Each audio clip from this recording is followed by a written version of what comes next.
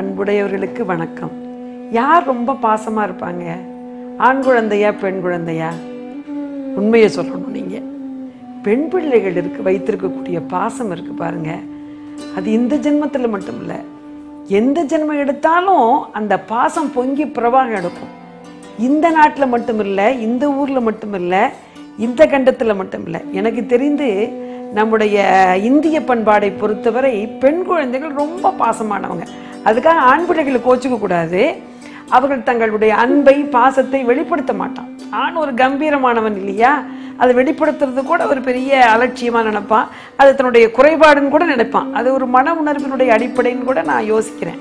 பெண் பிள்ளைகளுடைய அன்பை பார்த்துட்டு தான் பாரதியார் கூட பிள்ளை பிறந்தா ஆண் பிள்ளை தான் பிறக்கணும், ஆண் சிங்கம் பிறக்கணும், ஜான் பிள்ளையானாலும் ஆண் பிள்ளை, இப்படி சொல்லியே வளர்த்துருப்பாங்க. ஆம்பளை பிள்ளைன்னா அது இருக்கும், கொல்லி போட ஒரு பிள்ளைம்மா.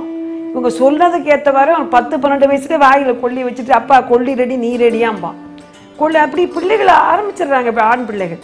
ஆனால் பொம்பளை பிள்ளை பாருங்க, அது செல்லமா வீட்டில் இருக்கும். அதுக்காக தான் பாரதியார் கூட பிள்ளை கனிய முதே கண்ணம்மா பேசும் பொறிச்சி திறமே, என்னை கலிதீர்த்தே உலகில் ஏற்றம் புரிய வந்தாய், ஓடி வருகையிலே என் உள்ளம் குளிருதடி, ஆடி திரிதல் கண்டால் உன்னை போய் ஆவி தழுவுதடி. ஒரு அப்பா கொஞ்சல் உலகத்துல வேற எந்த நாட்டு இலக்கியங்களையும் கிடையாதுங்க.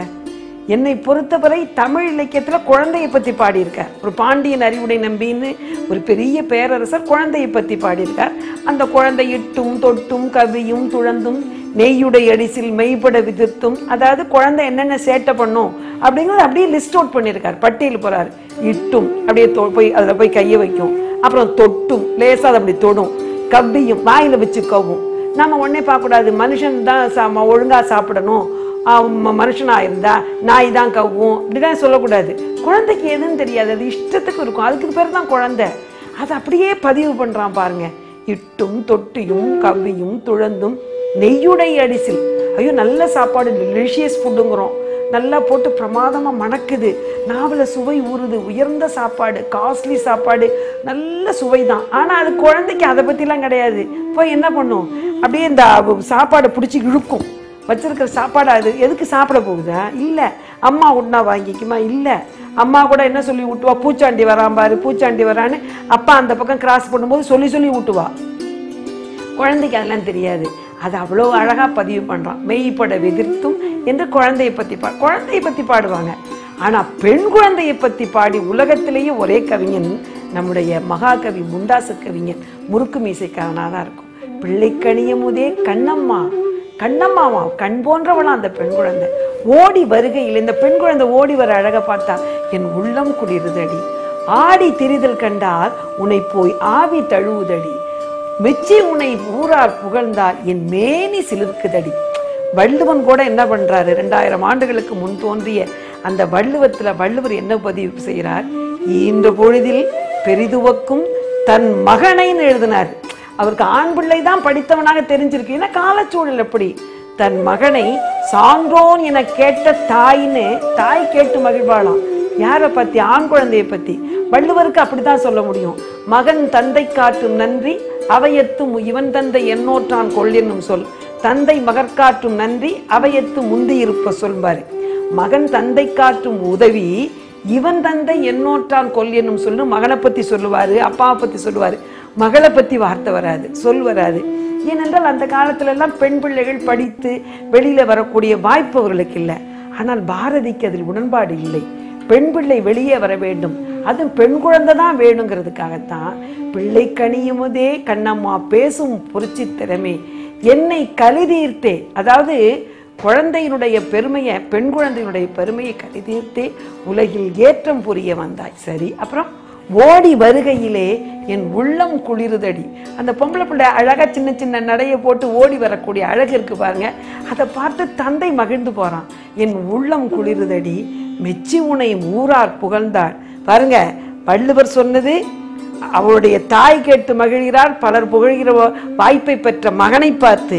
ஆனால் இன்றைக்கு பாரதி சொல்கிறார், மெச்சி உனை ஊரார் புகழ்ந்தார் என் மேனி சுருக்குதடி. என்ன பெருமிதம் பாருங்க. உன் கண்ணில் நீர் வடிந்தார்.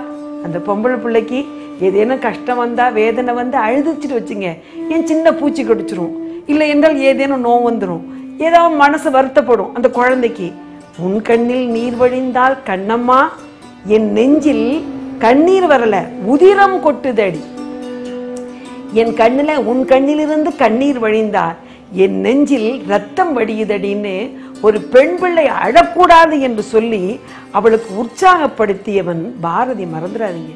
அதனால்தான் புதுமை பெண்ணை பலமறை செய்தான். நிமிர்ந்த நன்னடை, நேர்கொண்ட பார்வை, நிலத்தில் யாருக்கும் அஞ்சாத நெறியிலோடு செம்மை மாதராக இந்த பெண் வர வேண்டும். பெண்மை வாழ்க என்று கூத்திடுவோமடா, பெண்மை வெல்க என்று கூத்திடுவோமடா. யாரை கூப்பிடுறான்? ஆண் பிள்ளை பெண் பிள்ளை என்று பேதம் பார்க்காதே. பெண்மை வாழ்க வாழ்க. இன்றைக்கெல்லாம் என்ன சொல்றோம்? தலைவா வாழ்க, தலைவா வாழ்கன்னு தலைவனுக்கு வாழ்த்து பாடுறோம். இறைவா வாழ்கன்னு பக்தன் பாடுவான். ஆனா பாரதி ஒருவர் தான் பெண்மை வாழ்க என்று பெண்களை வாழ்த்தியவர். அந்த மனசு யாருக்குங்க வரும்? பெண்ணை இன்னொரு பெண் கூட வாழ்த்தலாம், ஏன்னா தன்னுடைய இனம் தன்னுடைய ஜாதின்னு சொல்லி. ஆனா இவன் என்ன சொல்கிறான்? ஆண்மகனாக இருக்கக்கூடிய பாரதி பெண்மை வாழ்க என்று கூத்திடுவோமடா. அப்படி கூத்தாடுனா மற்றவங்க எல்லாம் வேடிக்கை பார்ப்பாங்களா இல்லையா? கவலை இல்லை. கூத்து என்பது பலரும் பார்க்கக்கூடிய ஆட்டத்துக்கு பேரு கூத்து. ஆனால் பாரதி என்ன சொல்ற? எல்லோரும் பார்ப்போம்படி நாம் கூத்தாடுவோம். பெண்மை வாழ்க என்று கூத்திடுவோமடா. பெண்மை வெல்க, அது வெற்றி பெறட்டும்.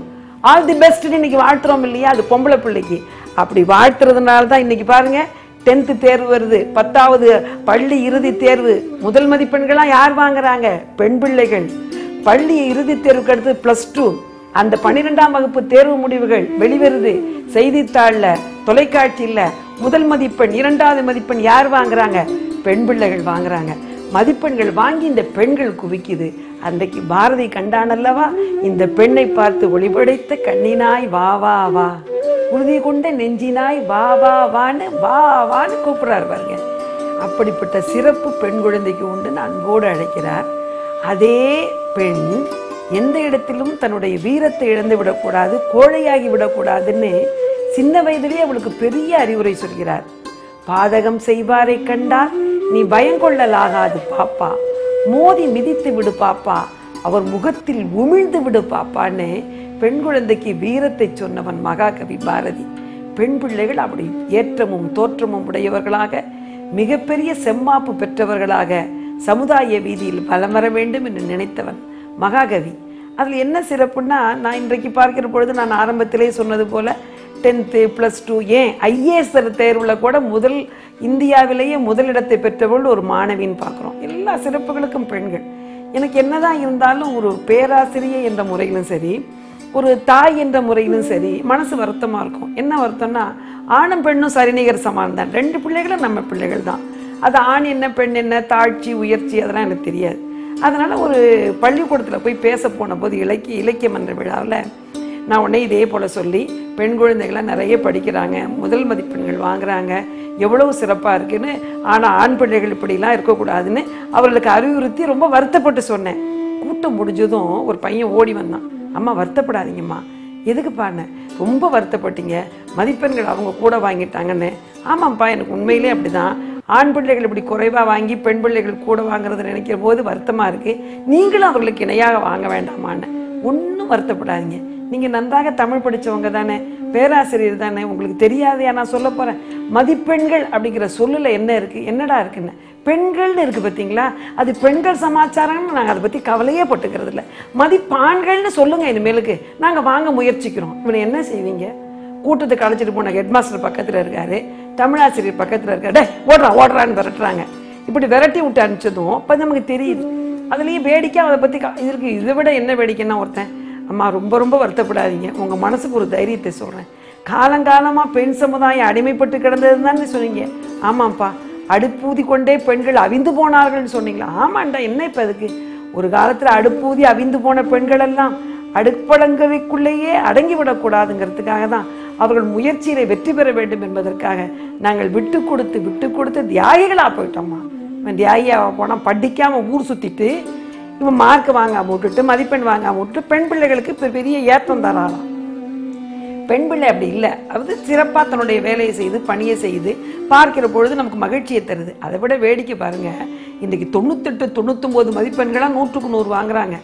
நாங்கள் படிக்கிற போது 80க்கு மேலே தாண்ட முடியாது. நான் எஸ்எல்சிலே அவ்வளோ மதிப்பெண்கள் தான் வாங்க முடிஞ்சுது. அதுக்கு மேலே போட மாட்டாங்க, போட முடியாது, போடவும் மாட்டாங்க. அது ஒரு மரபாகவே வச்சுது. இன்றைக்கி 98 99 வகுப்பில் 98 மதிப்பெண்கள் வாங்கியிருக்கு. முதல் மதிப்பெண்ணை சொல்லி பேரை சொல்லி முதல் மதிப்பெண் 98ன்னு கொடுத்துருக்காங்க தமிழாசிரியர். வாங்கின உடனே இந்த பொம்பளை பிள்ளை விம்மி விம்மி அழுகுதுங்க.